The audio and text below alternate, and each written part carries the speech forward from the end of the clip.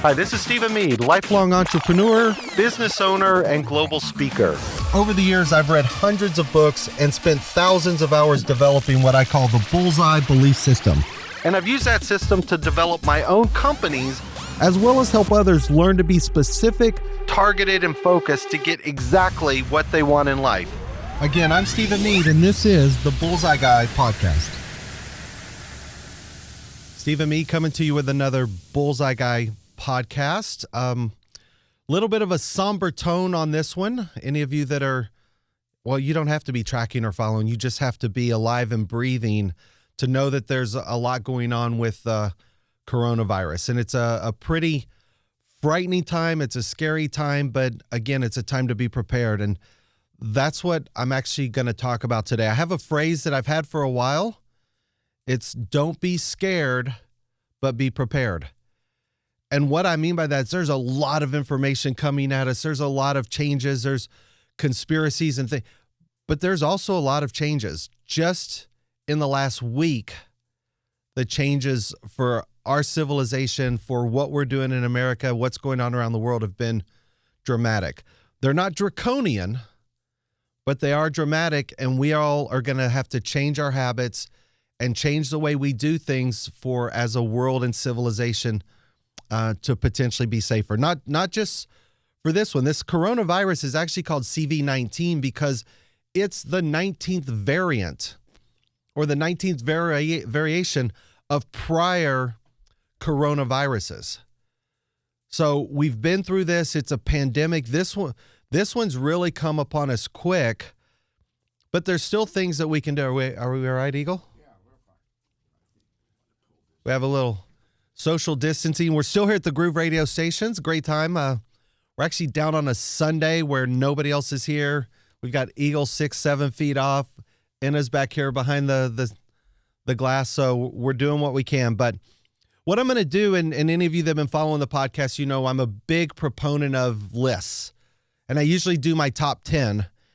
And I'm going to do my top 10 coronavirus tips. And these aren't just CV-19 tips. I think these are things that not only should we practice moving forward, we may unfortunately have to practice moving forward. And I'm going to go through this. And some of these are basic in that we've heard them before, but we probably haven't always put them in practice. And the practice component is what we all, I believe, are going to have to start doing. So tip number one, the most famous one, infamous, easiest. It's one our parents always told us to do. We didn't do enough. It's to wash your hands.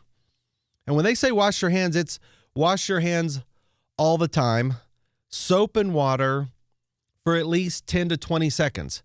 Now, we may not think that's a big deal, but this particular variant of the coronavirus, the way it's structured, soap and films actually precludes penetration. So the more we can wash our hands, if you walk out to your store, if you walk out the door, if you open the door just to check the mail, just get in the habit of washing your hands. It might be 5, 10, 15, 20, 30 times a day, but those 20 seconds could make the difference in the next 20 years of your life. And I don't, again, mean to be so over dramatic, but there's really some scary things going on right now. And that's an easy one. It's one all of us can do. Hopefully we've got some good sanitizer soap. If not, keep an eye out for it, but just stock up and be prepared. But tip one, wash your hands. Tip two, limit what you touch. Now, again, this one's is hard and it's interesting. And I actually started writing some of these when I was traveling. I just returned from Dubai. We're in mid-March now for point of reference, March 20th, maybe 18th. I don't know. This again, in January, Eagle's got his finger up, March 22nd. There we go. Thank you. Hopefully this will be out a couple days later. But as recently as January, the world was not like this. We were in Davos and St. Moritz and Munich. We were at the Allianz Stadium in Germany with 80,000 people cheering for soccer. And that's all gone. But when we talk about don't touch things, it's not only traveling. We're talking about shaking hands. The difficulty when you're going to the gas station now, just the premise of just getting gas. I was irritated the other day. This will be a little bit of here's what you should do. Here's what people should fix. I had to go to Walgreens to pick some stuff up and to Rouse. To their credit, I'd never seen this before. I think we're going to see it more. Walgreens is practicing social distancing, right? And that's going to be tip 10. We'll get there. All of you hopefully know what it is. But what they actually did was created tape to show you how far to stay apart. So tip 10, we'll talk about it. But what irritated me is upon checkout, they're still saying, oh, put your PIN in for your credit card. Now I'm sitting there looking at a PIN pad, no sanitization stuff, no hand wipe, no hand sanitizer, and they want me to put my freaking finger in a PIN pad with everybody else that's been standing in line in front. That's stupid. Don't touch it. So what do? I had to pull my shirt up and figure out, and I look weird. That's their responsibility, but it's yours. When you're traveling, it's hard not to touch things. Like I said, I was in Dubai and had to come back. I put all of my stuff in the travel bin. I didn't try and touch the bin. I had to ask somebody. I actually asked the security guy, hey, will you put the bin on top? Thought I was a little weird because it was before this happened, but I'd been looking at this. I'm not scared, but I want to be prepared. So I had him put the bin. I put all my stuff in. When it went through, I grabbed it. I didn't touch the bin. I tried not to touch things when I was going through. So as you learn not to touch things, that will also help the spread. And one of the things, here's what we do. Learn not to touch is number 2. I'm going to jump to number 4 because I didn't put all these in order. Sometimes you guys know I like to have them sequential. So I'm going to jump 4 and then move to 3. Number 4 is the hardest. So let's put number 4 as number 3. That's my favorite number. That's going to make me try and do this one. This one is hard. Difficult. And yes, I'm pausing. Yes, I'm being dramatic. Don't touch your face. Don't touch your face. It's so hard. On average, we scratch our nose and rub our eyes and we've got a little itch.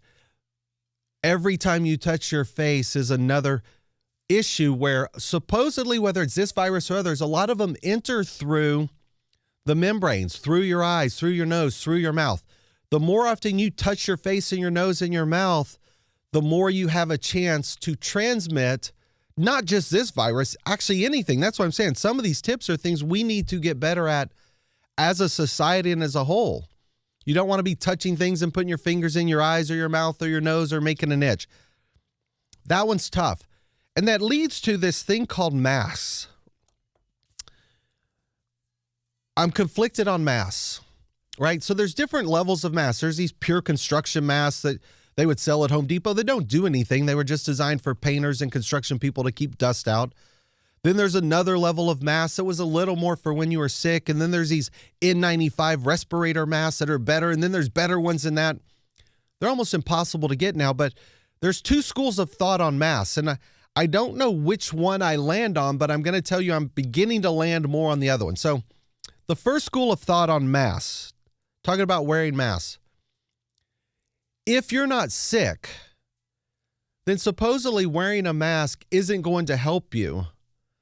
The masks are designed for people who are sick. If you're coughing, if you're sneezing, the mask is designed to stop you from spreading the sputum, which is the blast of air with all the virus in it when you cough or sneeze. The mask is really designed to protect other people from you being sick.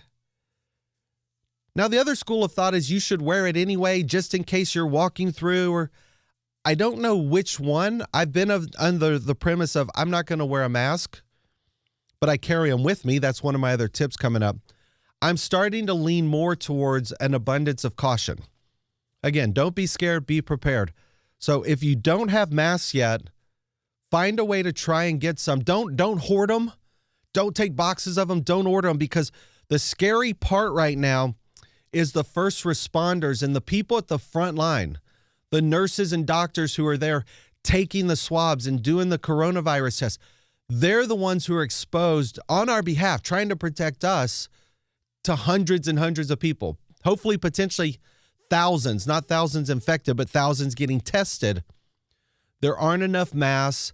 There aren't enough respirators. This isn't the government's fault. It's not the president's fault. we're in a crisis where you could have maybe anticipated it, but if you had tried to build respirators and masks a decade ago, most of them wouldn't work now or they'd be expired. So as a society, we're going to have to ramp up. But the point of the mask in tip 3 is to also preclude you and help you not touch your face. So wearing a mask, if nothing else for a while, trains you not to touch your face. That, I think, is a benefit. So I'm on the fence whether you should wear it all the time or not. I'm leaning more towards wearing it for safety, but that's it. Number 4 is a super, super, super easy one. I hope it remains super easy. Actually, today's really interesting. Oh, I touched my ear. Hopefully that's all right. See, even that, I'm like, oh, catch myself. Today, March 22nd, 2 or 3 weeks ago, this would be a pretty important day for a lot of people around the world. Know what it is, Eagle? Have any idea what today is? March 22nd. World Water Day. It's a global eco-environmental save the planet. Today is World Water Day, and we're not even paying attention to it because of everything else going on. What does that tie into my tip? Stay hydrated. Hydration, apparently, again, is a big preventative measure for not only this virus, but just for health. We've always been told, drink a lot of water, drink water, it's good for you. Well, apparently staying hydrated helps protect the mucous membranes and things from getting dry and cracked and having the ability for more things to infect you. So learn how to drink a lot of water. Try and have water at home. If you can get from bottled water to filtered water, whatever you need to do, just find a way to stay hydrated and be prepared. But it's also under this hydration. I don't know if you know this. This is all stuff I learned and am practicing now. It's also your hands and your face and your lips. I'm looking at Eagles. I say this. I don't know why. I'll look at the cameras. Moisturizer for your hands helps keep the virus actually off your hands because certain moisturizers have a little bit of a viscous sheen to them. That helps protect your hands. The moisturizer on your face. Again, you don't want to be touching your face, but that moisturizer on your lips, all of these things from a hydration protection standpoint help. Don't be scared, but be prepared. Hydration, moisturization is a big, big one. This one is finally starting to change. It's bugged me for years on this. The cough. And what I mean by the cough is don't cough in your hand and then shake hands, because now we're not shaking hands anymore.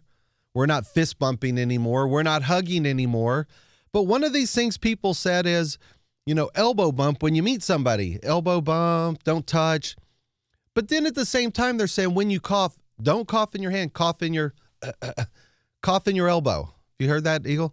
Right? Oh, just cough in your elbow. It's better than coughing in your hand. So okay, fine. So let me get this straight. I'm going to cough in my elbow, and then I'm going to see you, and I'm going to elbow bump you, and they're finding out that the virus can stay in the clothes for 6 or 9 days. Brilliant. So we're running around elbow bumping our virus to everybody else. Stupid. Yes, I called it stupid because, anyway, these are my tips. These are why I call them tips. What do I encourage you to do? Carry around tissues. Again, tissues aren't on a run at the grocery store yet. If you look, you still have these little packets of tissues like when you were sick, just carry tissues with you so you get in the habit. If you have to cough, if you have to sneeze, you cough or sneeze into that and throw it away immediately or throw it away as quick as you can. This coughing in your elbow and then elbow bumping people and it's on your clothes has got to stop. Has to.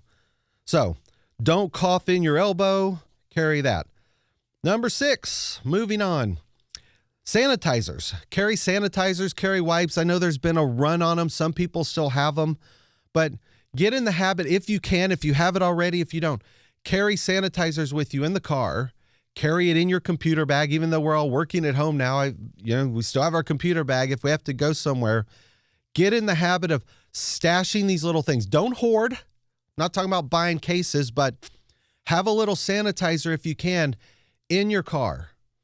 In case you have to go to the grocery store, in case you have to to get out and pump gas. If in case you have to get out of your car at all, when you get back in, you can sanitize your hands, you can sanitize stuff.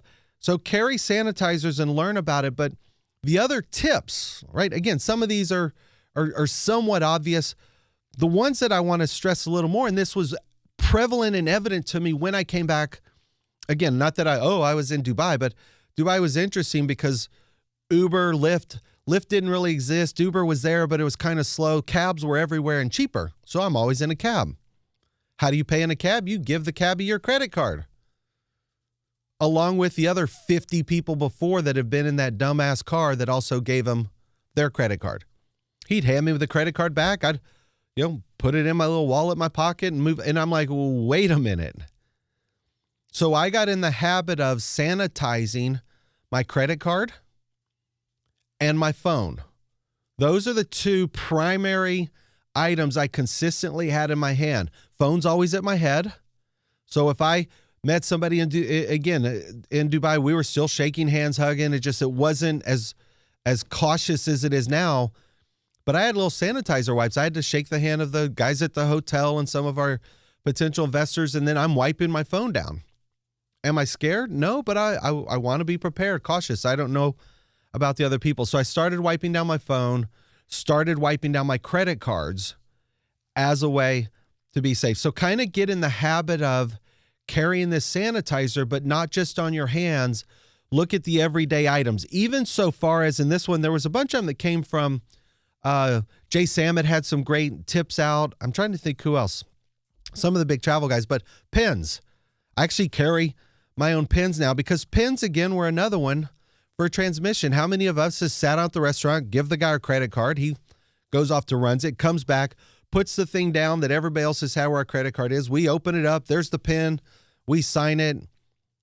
Try and take your own pen. It's easy.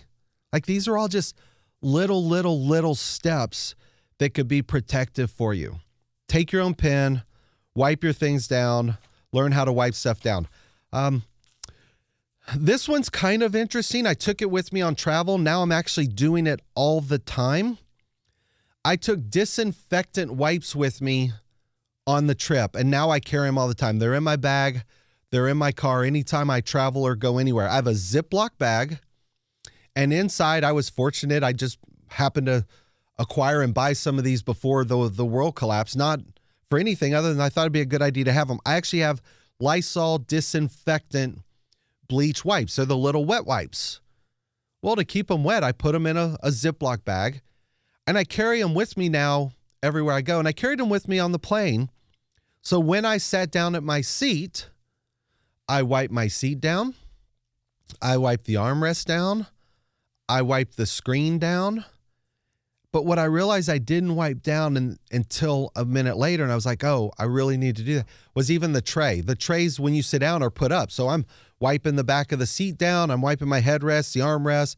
I opened up the remote. I wiped the remote down. And then I realized as they're getting ready to buy food, I hadn't actually opened the tray, wiped it down, and put it back. And then I was a little bit stuck. But just try and wipe everything down if you are not if, when. Travel right now is shut down. It will open back up. I have faith in that and confidence. I know it will happen. But just not only wipe it down when you start traveling again. I took them with me for the airline, for traveling. I also took it with me for the hotel. So when I got to the hotel, again, not being scared, but I'm like, how can I be prepared? I'm going to wipe down the common areas. I wipe down where I put my computer. I wipe down where I put my business cards and stuff on the desk. I wipe down the remote control for the television. Just being safe. But by carrying the Ziploc bags with me, everything remained moist, and I was able to do it. So that's 7. Number 8 goes to number 7 and back to number 3 with masks and a bunch of other stuff. I do carry masks with me. And again, when I said I was in the crux of what I would do, on this last trip, it's a 16-hour flight. That's a long time to be sitting in a tin can in the air. I found myself questioning 100 years from now. I won't be around. I don't know if I wish I was or not, but even 50 years from now, I wonder if the civilization 50 years from now is going to look back at those of us flying around in an airplane the same way right now we look back at people that traveled across the country in a stagecoach. Right? When stagecoaches came out, boy, that was the soup du jour of the day. If you've ever flown across this country and seen the mountains and the river, how in the heck did people get across the country on a freaking stagecoach? Like I can't even imagine. I think they're going to look back and go, how did somebody sit in an airplane for 16 hours? Like, we're just going to be the dumbest people ever. I hope technology gets us there quicker, but I'm in a tin can for 16 hours in an airplane. The masks I took with me, not for myself. I took them as a precaution for anybody else that was on that plane. Because if somebody was sitting next to me coughing, and I've been on planes where people sit next to me coughing. I've been on planes where babies are coughing. I've been on a plane where I'm the one coughing for 6 hours.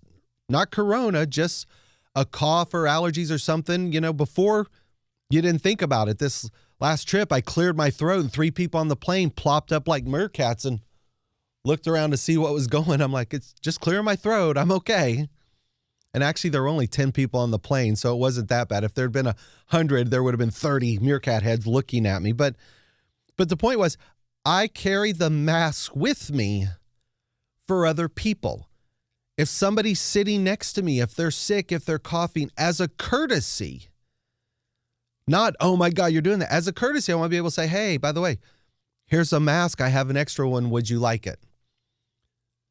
And that's why I carried the mask and the sanitizers, not because I was going to wear one, but I wanted one in case I was sitting next to somebody else. And it actually happened a little bit in reverse, not quite the same way, but on the trip back, on the trip to Dubai, the plane was empty. There weren't a lot of people flying. This is a big A380. Emirates Airlines does an amazing job. Great service, works super hard. But the actual flight itself going out, every single row almost was empty. So everybody had their own row, social distancing before it was there. There were people lying in the middle. There's 5 seats. Everybody had their own row. There were people in the middle just laid out, sleeping, you know, the whole thing. On the way back, it was a different story because travel was getting shut down. Europe had just been shut down for travel back to the U.S. There were a lot of people trying to get back in the country. And as I was walking on the plane, on the other side of the aisle was a bit of I want to say older. I mean, I'm old now too, so I don't know what older is, but she was probably in her 50s. Like, I don't think I'm that old, but maybe I am. I don't know. I don't think about it, right? How old would you be if you didn't know how old you were? So I'm still stuck in my 30s, for better or worse. But there was a lady walking with a little child, older lady, and she had a bandana, like a scarf, wrapped around her and tied in the back of her head. And as she's walking, she's got this, and she's got a kid trailing, and the thing keeps slipping. And I'm like, this is kind of ridiculous.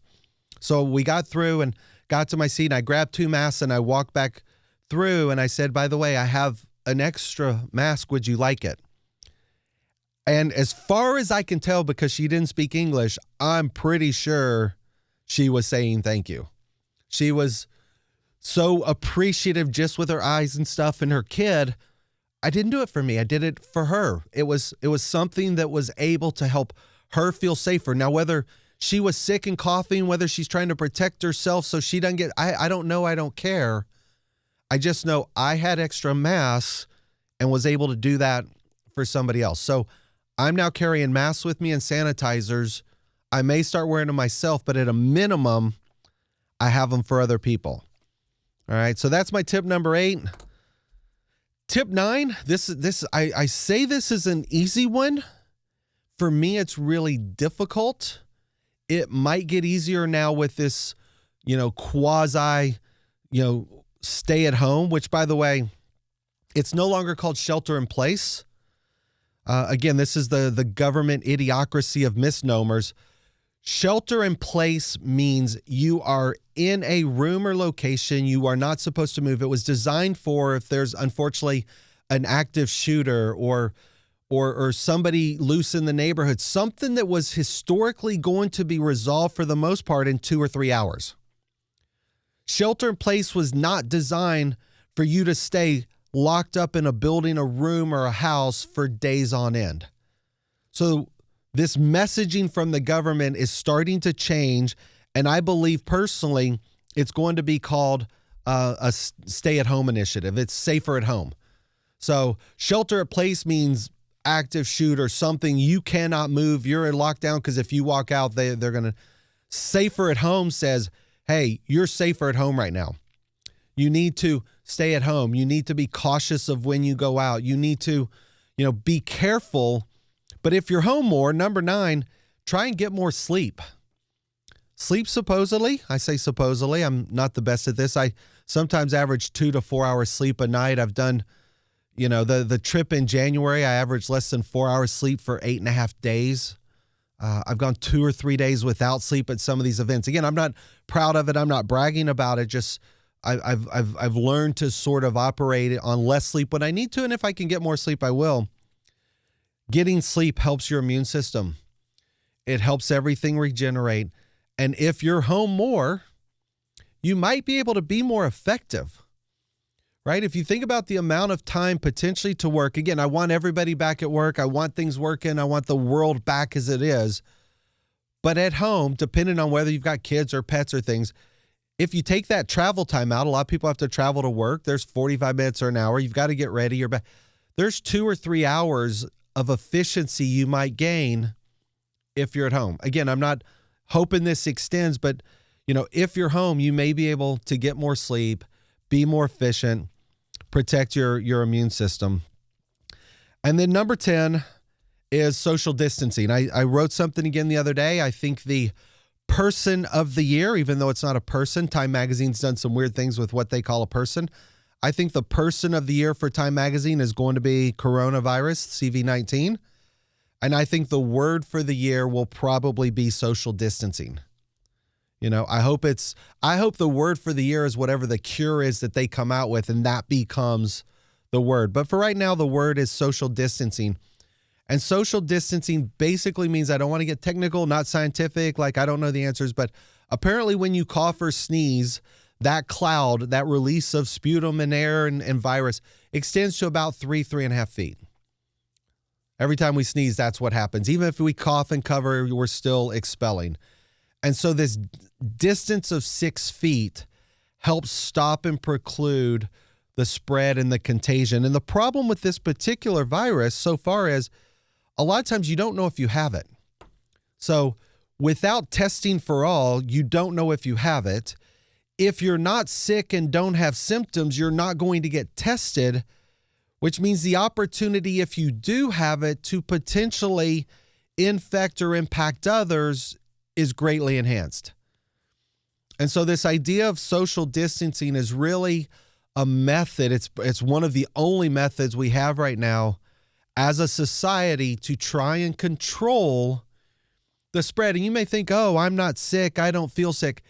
It doesn't matter. You may not feel sick, but you may still have the virus and the ability to transmit. And folks, it's a scary time right now. I just read something this morning. Italy is no longer helping people over 60 years of age. If they're sick and they're over 60, they're like, you're on your own. Your family can come visit you. Last rites, you may or may not make it. We're sorry. So if you think, oh, I don't feel sick. If you think, oh, I'm a millennial at spring break, or, oh, I can still go. I won't pick on Eagle and the DJ festivals because they got the DJ set up behind me. They can start doing it here in quarantine. But there was a big DJ festival in Miami, just got shut down up till the last minute. We have to do better as a society to try and help the spread of this. And social distancing, as of now, is about the only real effective tool we have to help the transmission. All the other tips I gave you are about things we can do to be safer for ourselves, how to protect ourselves, how to be not scared but prepared. Social distancing is what you can do. So Be prepared to stay home. Be prepared to have life a different way, but don't be scared, but be prepared. Take these steps. The world's going to see a better day. I just hope it comes soon. So, Steve and Meade, that's my top 10 coronavirus tips. Use them, implement them, share them, and be safe. Thank you so much.